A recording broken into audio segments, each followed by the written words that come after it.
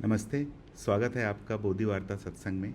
ये साप्ताहिक सत्संग है जो हम हर शनिवार रात 9 बजे करते हैं। मेरे पास कुछ सवाल हैं जिससे मैं शुरू करूंगा और बाकी साधक जो जुड़े हुए हैं वो भी अपने सवाल बोलकर या लिख कर पूछ सकते हैं। तो मैं पहले प्रश्न से शुरू करता हूँ। एक साधक का प्रश्न आया था कि सभी अनुभवों को सुंदर क्यों कहा जाता है, क्योंकि मुझे सभी चीज़ों में सुंदरता दिखाई नहीं देती है।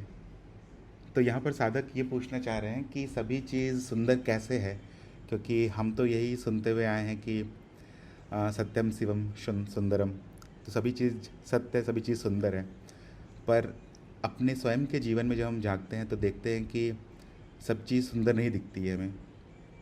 अगर आप इस पर मनन करें तो आप देख पाएंगे कि अनुभव जैसा है वैसा ही रहेगा, पर उसके पीछे की जो इच्छा रहती है वो बदलती रहती है। और इन इच्छाओं के कारण कोई अनुभव सुंदर लगने लगता है या फिर कुछ कुरूप लगने लगेगा। जैसे एक व्यक्ति अगर पहले दिन जब वो नौकरी करना शुरू करे और अगर मान लीजिए पहले महीने उसे 10,000 रुपये मिले तो उसे शायद वो अच्छा लगे, वो अनुभव जो उसे मिले वो अच्छा लगे। पर अगर वो 10 साल के बाद भी 10,000 रुपये ही कमा रहा है तो शायद उसे उतना अच्छा ना लगे जितना पहले लग रहा था। अब यही एक ही अनुभव है यहाँ पर उसके सामने, पर वो अनुभव अब उसे सुंदरता जैसी प्रतीत नहीं होगी। तो अनुभव सभी नैसर्गिक तौर से सुंदर ही हैं। उस पर जो मनुष्य की इच्छाएं चढ़ जाती हैं उसकी वजह से हम निर्धारित कर लेते हैं कि ये अनुभव मेरे लिए अभी अच्छा है या नहीं है, या फिर कुछ सुंदर है या नहीं है। वास्तविकता में केवल इच्छाएं ही हैं जो निर्धारित करती हैं कि हमें किस प्रकार का प्रभाव मिलेगा किसी अनुभव से।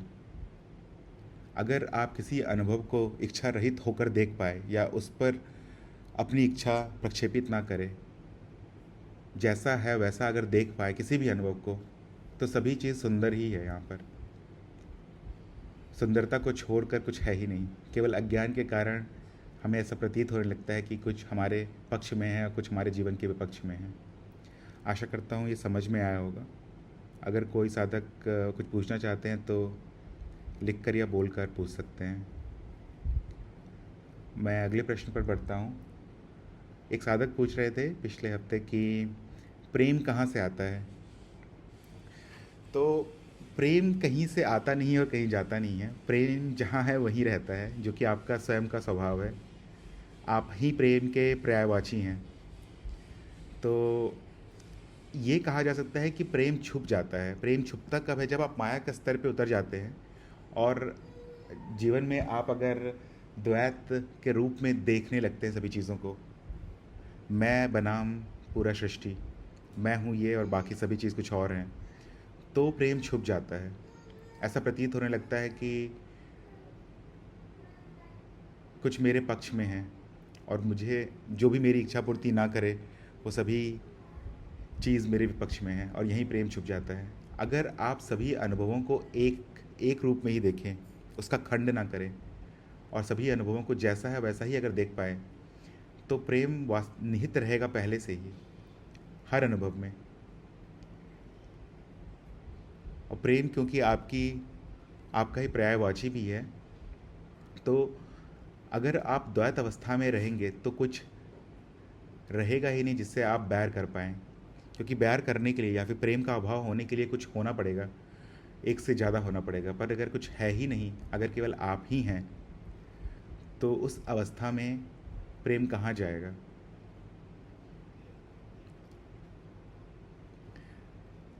अगर दो व्यक्ति हों और एक दूसरे की इच्छा पूर्ति में अगर समर्थन ना करें, तो ऐसा प्रतीत हो सकता है कि मुझे द्वेष है किसी के प्रति या बैर है किसी के प्रति।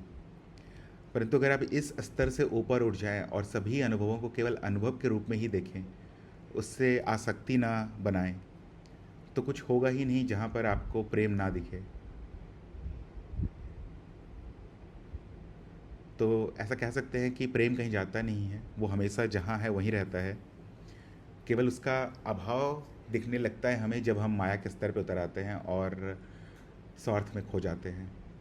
आशा करता हूँ ये समझ में आया हो। अगर नहीं, इस पर कुछ प्रश्न पूछना चाहते हैं तो आप पूछ सकते हैं।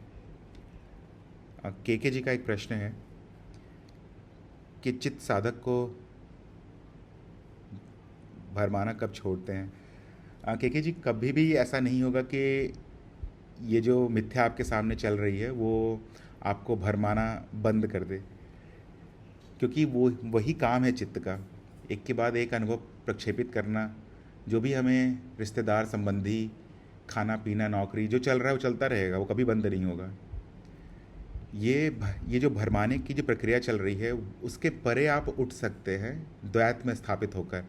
जब आप स्वयं को जान लेते हैं तो आप ये भी समझ जाते हैं कि जो आपके सामने हो रहा है वो एक ही अनुभव है, एक के बाद एक घट रही घटना है, और वो भरमा नहीं रही है, वही उसका स्वभाव है। देवी कहते हैं माया को, या फिर इस अनुभव को। तो देवी का वही स्वभाव है। देवी को ऐसा नहीं कह सकते हैं कि वो भरमाना कभी बंद कर देगी। आप किसी भी अवस्था में चल जाए, देवी कभी भी रुकेगी नहीं। उसका जो कार्य है वो करती रहेगी।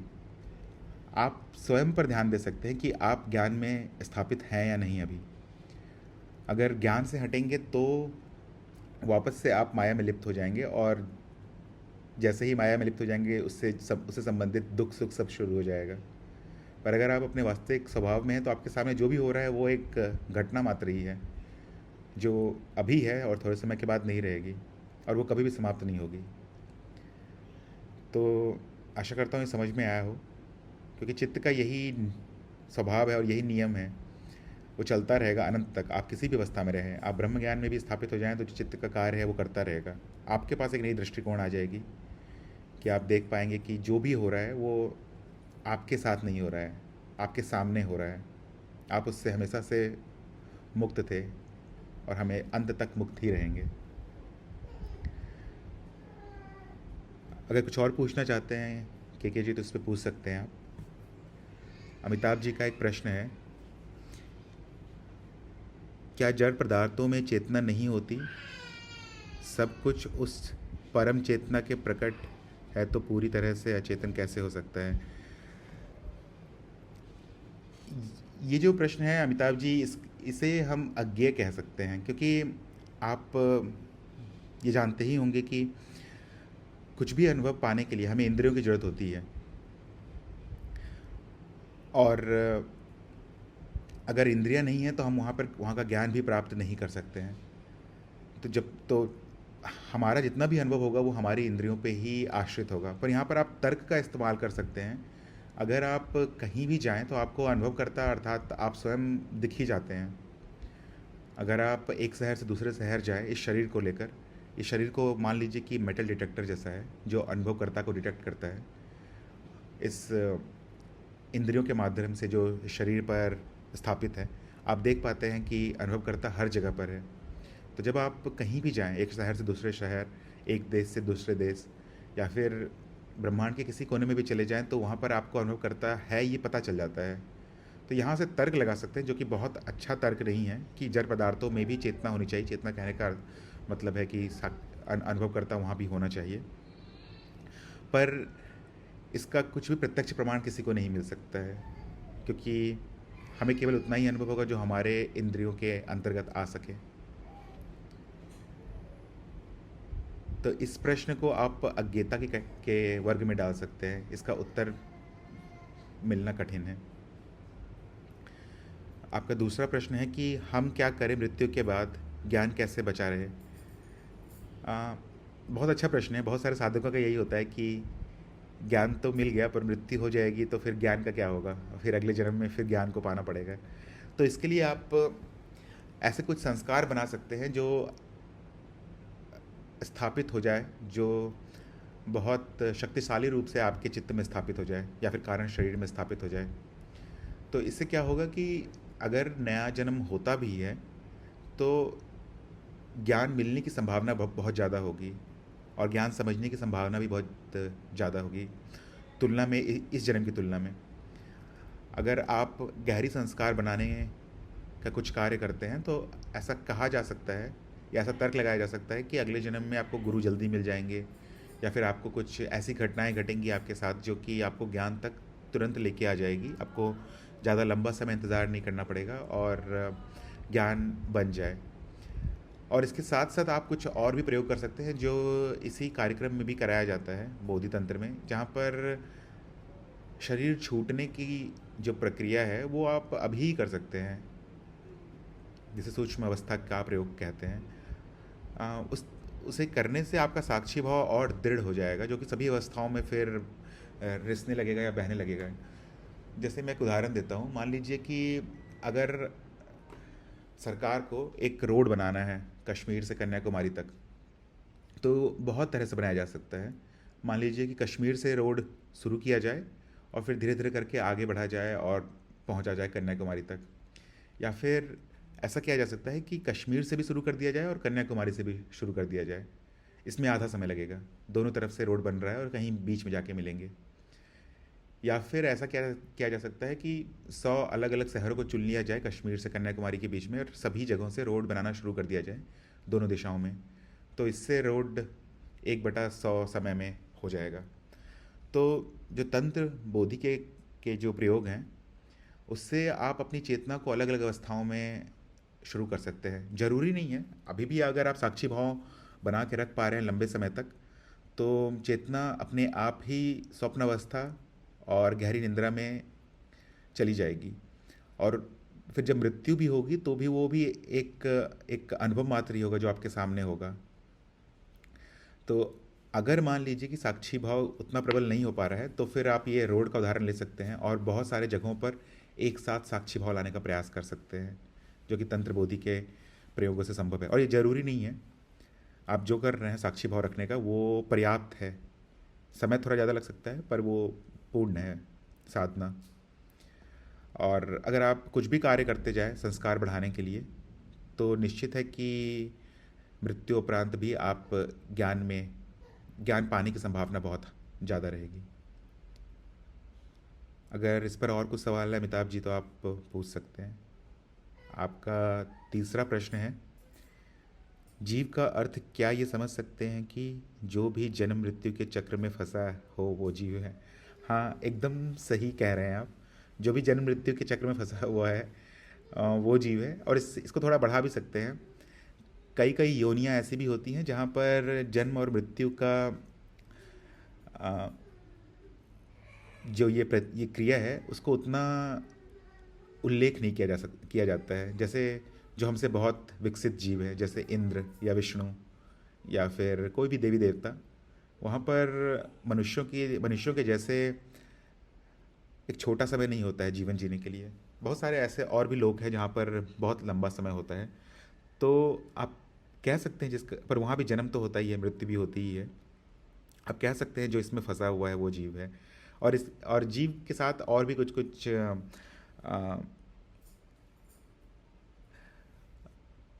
कुछ कुछ चीज़ें जोड़ सकते हैं आप। जैसे एक कारण शरीर निश्चित रूप से होगा जिसमें सारी स्मृतियाँ होगी, और ये कारण शरीर ही मनुष्य के जो भी कारण शरीर की जितनी भी क्षमता होगी उसके साथ संपर्क साधने का कोशिश करेगा। जब भी कोई बच्चा जन्म लेता है या फिर कहीं भी जन्म होता है, तो कारण शरीर की जो भी क्षमता होती है उसके हिसाब से वो संपर्क साधता है।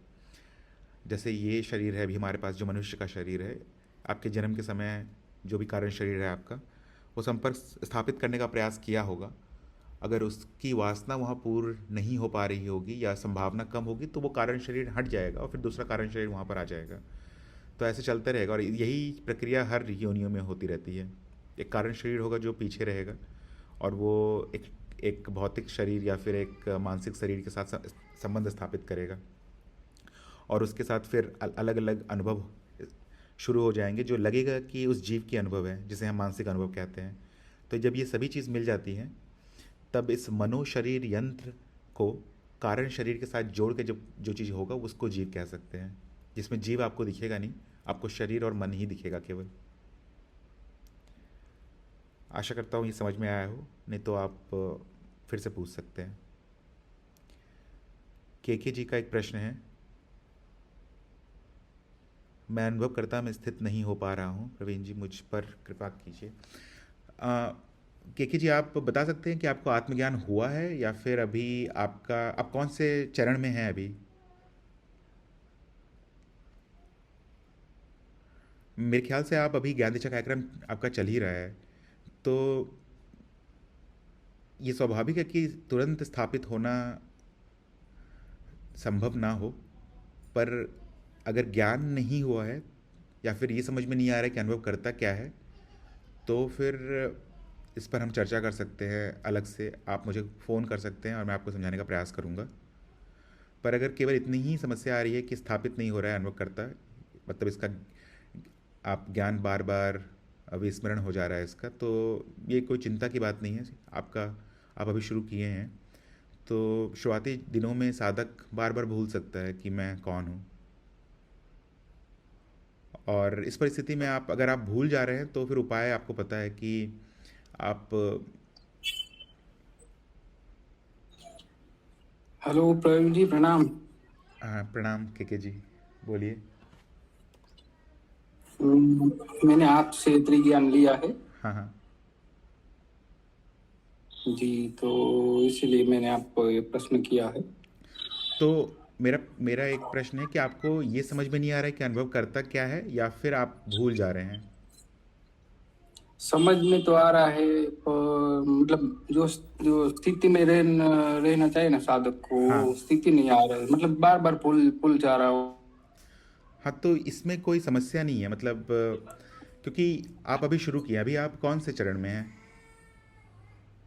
नहीं, मैं दूसरे चरण तक पहुंचा हूँ, इससे आगे नहीं बढ़ पा रहा हूँ। आप वीडियो देखना कंप्लीट कर दिए हैं अभी तक? वीडियो तो सब देखा है मैंने गुरु जी का। और आपने लिख भी लिया है सब चीज़? नहीं, ज्यादा लिखा नहीं है, क्योंकि मैं इतना इंटेलिजेंट नहीं हूँ ऑनलाइन लिखने में, और गुरु जी की जो ऐप है उसमें इंटेलिजेंट नहीं हूँ, तो वो आप स्टार्ट आपसे। नहीं किए हैं, ये बोल रहे हैं आप? हेलो। हाँ, मैंने मतलब कि आपने शुरू नहीं किया है कार्यक्रम, ये कह रहे हैं कि आपने? अच्छा, हाँ, उसमें मैंने लॉग इन कर किया है, हाँ। और ज्यादा लिख नहीं पा रहा हूँ मैं उसमें। आ, लिख नहीं पा रहे हैं क्योंकि समस्या आ रही है फ़ोन से टाइप करने में? हाँ हाँ, ऐसा ही कुछ हो रहा है। हाँ, मैं सत्संग में जुड़ता हूँ, दर शनिवार को जुड़ता हूँ, मंगलवार हाँ को हाँ। सत्संग में जुड़ता हूँ। सुझाव तो मेरा यही रहेगा कि आप कार्यक्रम में भी आगे बढ़िए, क्योंकि जी जी। भले ही थोड़ा समय लगे आपको लिखने में, थोड़ा समय अगर लग भी जाता है, तो आप कनिका जी से एक बार बात कर सकते हैं। वो क्योंकि ऐसा होता है कि अगर 2-3 महीने अगर आप ना लिखें तो फिर आपका जो नामांकन है वो स्थगित कर दिया जाता है। तो आप कनिका जी से एक बार बात कर सकते हैं, आप बता सकते हैं अपनी समस्या को, और आप लिखने का प्रयास कीजिए। क्योंकि जैसे अभी अमिताभ जी ने प्रश्न पूछा था कि क्या करें कि ज्ञान बना रहे, तो अगर जब आप लिखेंगे तो वो आपका एक तरह से संस्कार प्रबल करता चला जाएगा। वो क्योंकि लिखना उतना आसान है नहीं, ये वीडियो देखना और फिर लिखना। तो अगर आप लिखते जाएंगे तो एक तरह से ये एक साधना कह सकते हैं इसको। और इस साधना में स्वाभाविक है कि बहुत अच्छा नहीं लगेगा, मज़ा भी नहीं आएगा। तो ये छपेगा आपके संस्कार पर और ये प्रबल होता चला जाएगा आपके लिए। फिर उसके बाद भी बहुत संभावना है कि अनुभवकर्ता के ज्ञान में स्थापित रहना हर समय संभव ना हो। पर सुझाव मेरा ये रहेगा कि आप लिखिए, आगे बढ़िए। आप ज्ञान को याद रखने के लिए कुछ उपाय कर सकते हैं, जैसे कि अपने फ़ोन का वॉलपेपर या फिर फ्रिज में दीवार पर ऐसा कुछ चित्र बना सकते हैं। आप जहाँ बैठते हैं वहाँ पर कुछ ऐसा ऐसा चित्र रख सकते हैं जो आपको बार बार याद दिलाता रहे। अगर आप फ़ोन बहुत ज़्यादा इस्तेमाल करते हैं तो फ़ोन का ही वॉलपेपर बना लीजिए। जब भी आप फ़ोन खोलेंगे तो आपको दिख जाएगा, दिख जाने के साथ याद आ जाएगा, बस वहाँ लिख लीजिए अनुभव करता। क्योंकि माया बहुत शक्तिशाली है, आप कुछ भी करें माया में फिर खो जाएंगे। इतने सारे जन्म हम ले चुके हैं, इसी कारण से तो लिए हैं कि हम खो जाते हैं बार बार। तो अगर इससे निकलने निकलना है, क्योंकि आपका जीवन शैली भी ऐसा ही है, बहुत ही ज्ञान मार्गी के जैसा ही है पूरा।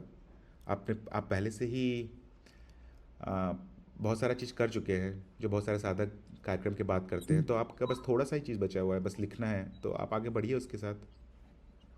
लिखने में क्या समस्या आ रही है आपको?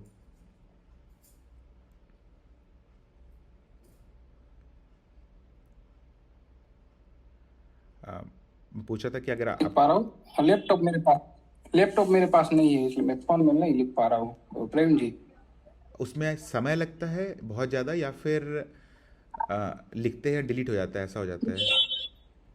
नहीं ऐसा नहीं, मुझे क्या गुजराती में, मैं तो गुजराती हूँ, क्या बोलूँ, मैंने नहीं आवड़तू एम, मुझे नहीं आता। ओके। और गुजराती में भी हाँ कार्यक्रम है? मैं हाँ बोलिए।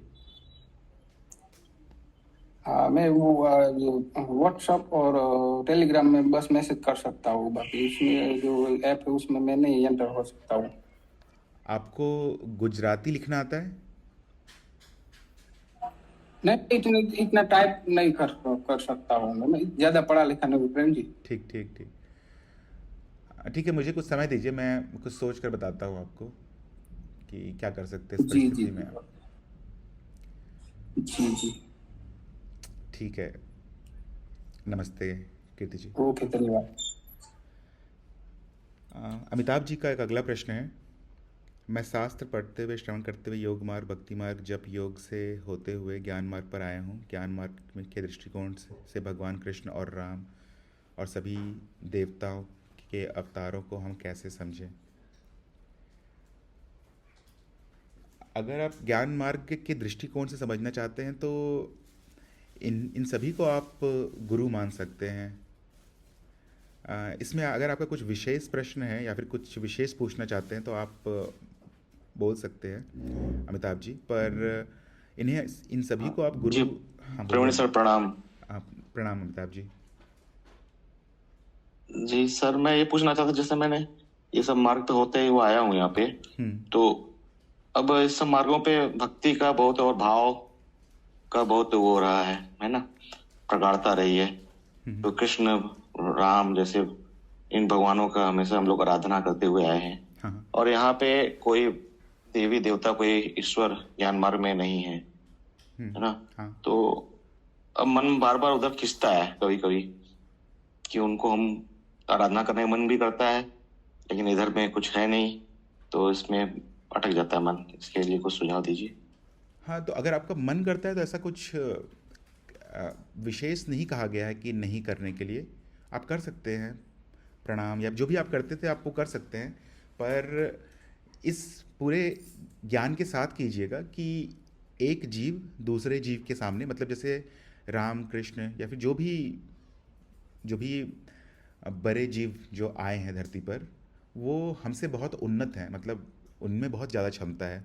तो आप इस भाव, इस ज्ञान को बनाए रखिएगा कि आप साक्षी हैं सभी चीज़ों के। एक जीव जिसका नाम अमिताभ है, वो दूसरे एक उन्नत जीव जिसका नाम राम है या कृष्ण है, उनसे प्रार्थना कर रहा है। इसमें कोई बुरी बात तो नहीं है मेरे ख्याल से। और आ, ऐसा मना भी नहीं किया जाता है।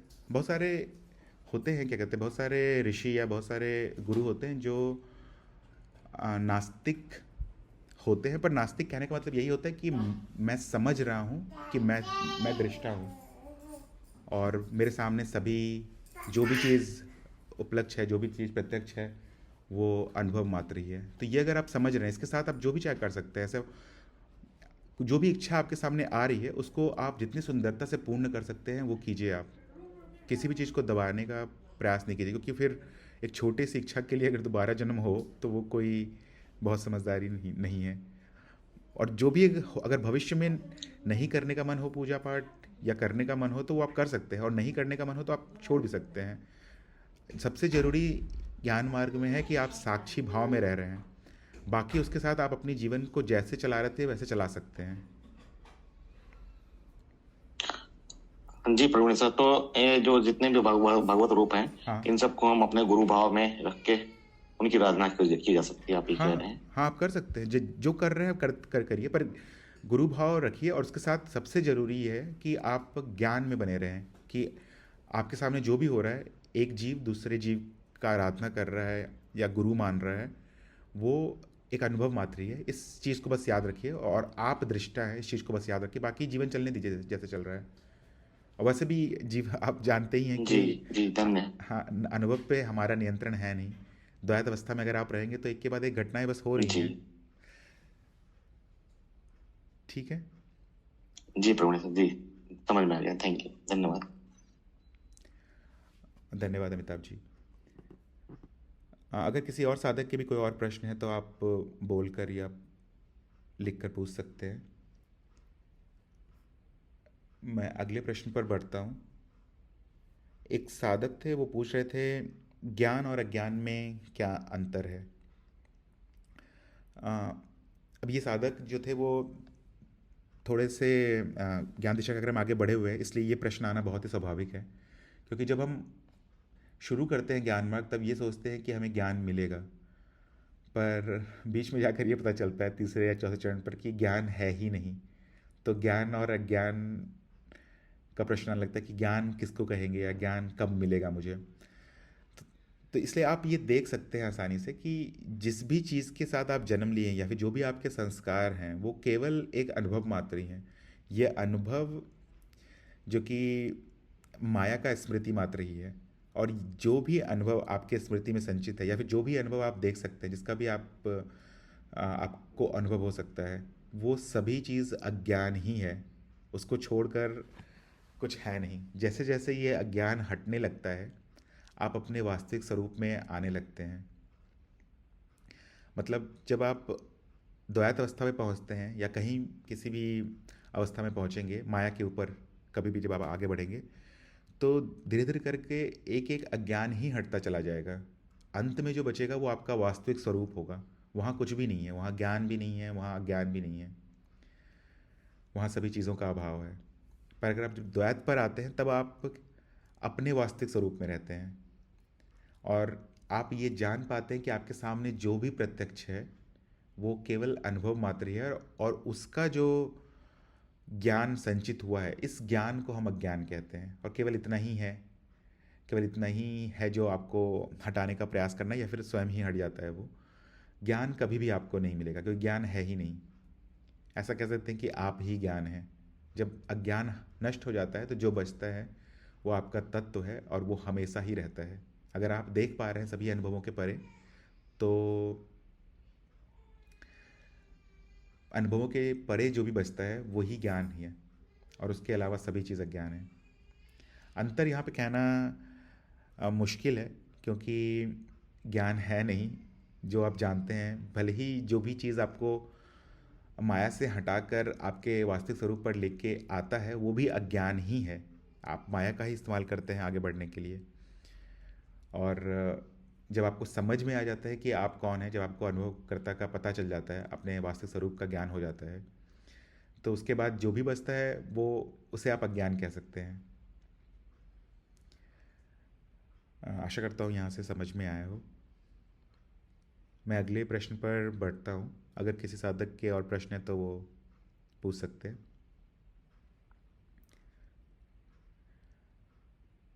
एक साधक थे, वो पूछ रहे थे कि ज्ञान के स्तरों में भेद कैसे कर सकते हैं या कैसे समझे। तो इसके लिए आपको थोड़ा सा मनन का ज़रूरत पड़ेगा क्योंकि पहले दिन ही ये समझ जाना कि कौन सा वाक्य या कौन सा शब्द किस स्तर पर है, ये कठिन कठिन हो सकता है। जैसे जब एक नया नया साधक आता है तो उसे लगता है कि वो मनुष्य है।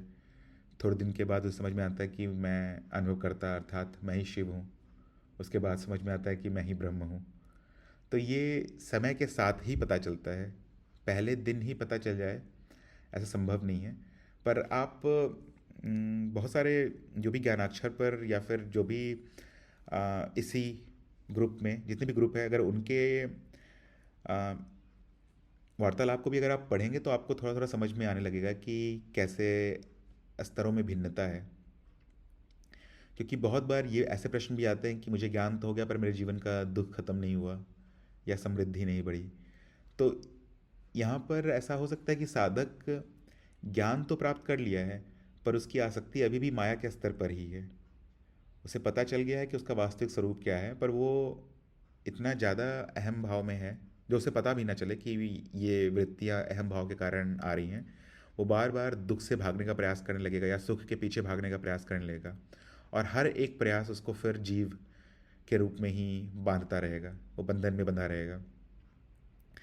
तो आप वार्तालाप कर सकते हैं किसी और साधक के साथ जो आपको लगता है कि आपसे आगे हैं, तो उनके बातों से आप समझ पाएंगे कि कैसे स्तरों में भिन्नता होती है। यहाँ पर आप इसीलिए कहा भी जाता है कि एक त्रिज्ञान कर लेना चाहिए सभी को, ताकि कम से कम एक साधक रहे आपके साथ जुड़ा हुआ जो आपके ऐसे प्रश्नों का उत्तर दे पाए आसानी से। क्योंकि अगर ऐसा कहा जाए कि मैं ही हूँ स्रोत सभी अनुभवों का और मैं ही हूँ अनुभव करता, तो ये बात केवल ब्रह्मावस्था पर ही या फिर ब्रह्म के स्तर पे ही कहा जा सकता है। ये वाक्य अगर किसी भी नए साधक को बता दिया जाए तो उसे कुछ समझ में नहीं आएगा या फिर पूरी तरह से भ्रमित हो जाएगा। वही वहीं पर अगर इसी वाक्य को अगर द्वैत के स्तर पे कहना हो तो ये कह सकते हैं कि मैं अनुभव करता हूँ और मेरे सामने जो भी प्रत्यक्ष है वो पूरी सृष्टि है। और ये तभी समझ में आएगा जब आप थोड़ा सा मनन बढ़ाते चले जाएं, अपना समय बिताएं इसके साथ। तो ज्ञान के स्तर का मेरे ख्याल से कुछ एक लेख भी है ज्ञान अक्षर पर, और वीडियोस भी हैं अलग अलग साधकों के चैनल पर, आप देखने का प्रयास कर सकते हैं। अ, और बाकी साधकों से आप अपनी वार्तालाप भी कर सकते हैं ताकि समझ में आ पाए। और मेरे ख्याल से एक और यंत्र भी है जो गुरुजी ने बनाया है शब्दावली करके, उसमें भी सभी शब्दों का एक अर्थ समझाया गया है। उन शब्दों के अर्थ को समझकर आप ज्ञान के स्तरों में भेद भी कर पाएंगे, क्योंकि ज्ञान का स्तर जब समझ में आ जाता है तब ज्ञान में स्थापित रहना थोड़ा और आसान हो जाता है। अमिताभ जी का एक और प्रश्न है। कभी कभी सब ठहर सा जाता है फिर पुनः चलने लगता है, तब ख्याल आता है कि सब ठहर गया था, ऐसा क्यों होता है? अमिताभ जी, यहाँ पे ठहरने का मतलब आप बताएंगे क्या? हाँ, प्रवीण सर, लगता है जैसे सब कुछ रुक गया है और मैं, या कहते हैं मतलब अनुभव होना बंद हो गया। कुछ भी जो सब कुछ चल रहा है लेकिन मुझे कुछ समझ में नहीं आया, मतलब मैं उससे परे हो गया हूँ। ये जागृति में बाकी अवस्थाओं में भी होता है आपके साथ? मैंने सब नहीं, केवल जागृति में हो रहा है अभी। आ, तो इसे ऐसा कुछ विशेष नहीं कह सकते हैं। यहाँ पे भी आप साक्षी भाव बना के रख पाते हैं ना, आप देख पाते हैं जो भी ठहरा हाँ, हुआ है उसको साक्षी आप। रहता हूँ। जी जी। हाँ। तो जी। तो यहाँ कुछ विशेष करने का मेरे ख्याल से ज़रूरत नहीं है, जैसा हो रहा है होने दीजिए। अगर आप साक्षी बना के रख पा रहे हैं तो आ, उस उस ठहरे हुए अनुभव का भी अनुभव आप लेने का प्रयास कीजिए। आ, नहीं, कुछ थोड़ा सा आपको ऐसा लगता है ना जैसे विचार भी उस समय नहीं थे। विचार नहीं था और उसके साथ बाकी जो अनुभव होते हैं भौतिक अवस्था में वो हाँ, वो भी नहीं थे। तो मतलब आपको उस समय कुछ भी दिखना बंद हो जाता है क्या? मतलब दिखना सुनना नहीं, दिख रहा है, सब आंख सब, के सामने दिख रहा है। पर लेकिन सब रुका हुआ है। हाँ, मैं वहां से एब्सेंट हो गया। इससे आपको आपके जीवन पे कोई परेशानी नहीं हो रही है ना, या फिर कुछ? नहीं नहीं, मुझे तो अच्छा लगता है, शांति महसूस होती है। हाँ, तो फिर ऐसा कह सकते हैं कि विचारों के शांत होने, क्योंकि वास्तविकता में सभी अनुभव तो मानसिक अनुभव ही है, तो विचारों के हाँ, शांत होने के ज, हाँ बोलिए। जैसे ना किसी विषय पर मनन मनन करते करते फिर वो विचार उठते उठते विचार भी बंद हो जाते हैं, फिर थोड़ी देर बाद शुरू होते हैं वो। तो अगर आप ये आनंददायी स्थिति है तो फिर इसका आनंद लीजिए। वैसे नहीं, आनंद। जी जी जी। इसको कोई कोई विशेष परेशानी नहीं है, तो कुछ मेरे ख्याल से इस पर ज़्यादा सोचने का ज़रूरत भी नहीं होना चाहिए। एक बस जी अलग अलग प्रकार के पड़ाव आते हैं सभी साधकों में, और आपके साथ ऐसा हो रहा है तो अच्छी बात है। एक तरह से ये दर्शा रहा है कि आप सही दिशा में आगे बढ़ रहे हैं। अ, और अगर जैसे विचार अगर आने बंद हो जाएं, क्योंकि अगर आप ध्यान दें मनन करें थोड़ा सा इस पर, तो आप ये या फिर आप समझते ही होंगे इस बात को कि ये पूरी सृष्टि बस विचार मात्र ही है। एक के बाद एक विचार चलती चली जा रही है और हमें लगता है कि ये सृष्टि चल रही है। वास्तविकता में तो हो नहीं रहा है ऐसा।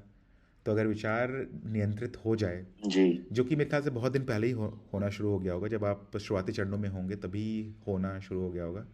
अब ये विचारों के बीच में हाँ, आ, जो बिंदु होती है जहाँ पर कुछ भी नहीं होता वो, जो विचारों के बीच में जो गैप रहता है ना, वो हाँ, बढ़ वो रहा दिख है। जाता है हाँ कि वो हाँ, यहाँ नहीं था। हाँ वो बढ़ने लगा है, तो एक तरह से ये अच्छा संकेत है प्रगति का।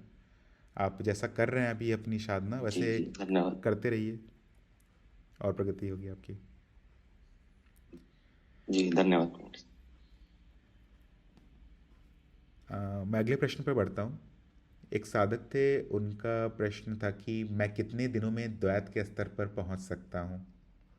ये साधक कभी ज्ञान मार्ग में नए नए आए हैं और ये शब्द सुने हैं, इन्हें अभी शब्दों का मतलब नहीं पता है। तो केवल इतना कहा जा सकता है कि कुछ समय, बस 1-2 घंटे ज़्यादा से ज़्यादा लगेंगे ये समझने में कि आप द्वैत पर ही हैं हमेशा से। द्वैत के परे आप जा नहीं सकते और द्वैत कहीं जाता नहीं है। जो भी अवस्था, जो भी स्तर है, वो स्तर हमेशा ही रहता है। बस नई दृष्टिकोण आपको मिलती चली जाती है और आपको समझ में आने लगता है कि और भी बहुत सारे स्तर हैं माया के स्तर को छोड़कर। अगर आप ये देख पा रहे हैं कि आपके सामने जो भी अनुभव प्रकट है वो केवल एक ही अनुभव है। हमें ऐसा प्रतीत होता है कि यहाँ पर मेरे रिश्तेदार हैं, मेरा शरीर है, मेरी नौकरी है, मेरा घर है, सूर्य, पेड़ पौधे, अलग अलग अनुभव हैं, पर ये सब एक ही अनुभव है। अगर आप ये देख पा रहे हैं, या फिर अगर आप ये भी देख पा रहे हैं कि ये जो भी अनुभव आपके सामने प्रत्यक्ष हैं वो केवल मानसिक अनुभव ही हैं, कुछ भी बाहर नहीं है। हमें लगता है कुछ बाहर है क्योंकि जो हमारे शरीर का जो संरचना है, जैसे इंद्रियां स्थापित हैं शरीरों में, उससे ऐसा भ्रम हो सकता है कि कुछ बाहर है। पर अंत में सारी इंद्रियां अनुभवों को मानसिक रूप में ही आपको दिखाती हैं और आपको जो भी पता चलता है वो एक मानसिक अनुभव ही है। अगर आप ये दोनों चीज़ों में से कुछ भी एक समझ जाते हैं तो फिर आप समझ जाएंगे कि आप पहले से ही द्वैत द्वैत के स्तर पर हैं। यहाँ पहुँचा नहीं जा सकता है क्योंकि आप पहले से ही यहाँ पर हैं। बस आपको दिखाया जा सकता है कि आप यहीं पर थे हमेशा से। आप खोए हुए थे संसार में, समाज के मान्यताओं का पालन करते हुए। अ, तो सुझाव यही रहेगा कि आप मनन करते रहिए, आत्मज्ञान पाने का प्रयास कीजिए। आत्मज्ञान होते ही आपको द्वैत समझ में आ जाएगा और उससे आगे की आपकी गति शुरू हो जाएगी। आशा करता हूँ ये समझ में आया हो। आज का आखिरी प्रश्न की तरफ मैं बढ़ रहा हूँ। अगर किसी और साधक के कोई प्रश्न है तो आप लिख कर या बोल कर पूछ सकते हैं। आखिरी प्रश्न ये है कि एक साधक पूछ रहे थे कि क्या अनुभव को अनुभव होता है। ये प्रश्न बहुत बार आया है क्योंकि हम हमेशा ये कहते हैं कि मैं अनुभव करता हूँ और शरीर अनुभव है, मैं देखने वाला हूँ और मैं दृष्टा हूँ और शरीर केवल दृश्य है। तो फिर अगर हम गर्म तवे को छुए तो हाथ पीछे क्यों आ जाता है? इसका मतलब शायद हाथ को भी अनुभव हो गया, अनुभवकर्ता को तो अनुभव हुआ ही, हाथ को भी अनुभव हो गया। अगर नहीं हुआ तो फिर हाथ पीछे आया कैसे? उसको पता कैसे चला कि गर्म तवा गर्म था और शरीर की रक्षा करने के लिए हाथ को पीछे करना होता? तो यहाँ आप आसानी से एक छोटे से तर्क से आप देख पाएंगे कि जो भी जानने वाला है उसमें कोई भी खंड नहीं है। इस पूरी सृष्टि को आप दो हिस्से में बांट सकते हैं, एक तरफ जो घटित हो रहा है और एक तरफ जो इस घटना को देख रहा है। फिर शायद ये प्रश्न आए कि जो देख रहा है इन घटनाओं को, क्या वो खंडित है? क्या सभी मनुष्यों का, सभी जीवों में अलग अलग है? तो इसका आप उत्तर ढूंढने का प्रयास कर सकते हैं कि क्या एक ही अनुभव करता है या अनेक है। उत्तर यही आएगा कि एक ही अनुभव करता है। तो जब आप ये देख पाए कि एक ही अनुभव करता है तो फिर ये प्रश्न हट जाएगा कि क्या अनुभव को भी अनुभव हो सकते हैं। क्योंकि अगर अनुभव को भी अनुभव हो गए और अनुभव करता अलग है तो कौन जाना, जो पहला अनुभव हुआ था वो कौन जानने वाला है? अनुभव करता तो अलग है, अनुभव भी अलग है, और ये प्रश्न आ रहा है कि अनुभव को भी अनुभव हो रहे हैं। तो इसका कुछ उत्तर नहीं आएगा और अर्थ भी नहीं निकलेगा क्योंकि आप सृष्टि को दो ही हिस्से में बांट पा रहे हैं, एक तरफ अनुभव और एक तरफ अनुभव करता। तो ऐसा होने के लिए कि अनुभव को भी अनुभव हो जाए, एक तीसरा कुछ चाहिए होगा। और फिर कौन जानेगा इस तीसरे चीज़ को? अगर जान लिया गया तो वो स्वयं अनुभव हो जाएगा और नहीं जाना गया तो वो अज्ञेयता के वर्ग में आ जाएगा जिसको कोई नहीं जान पाएगा।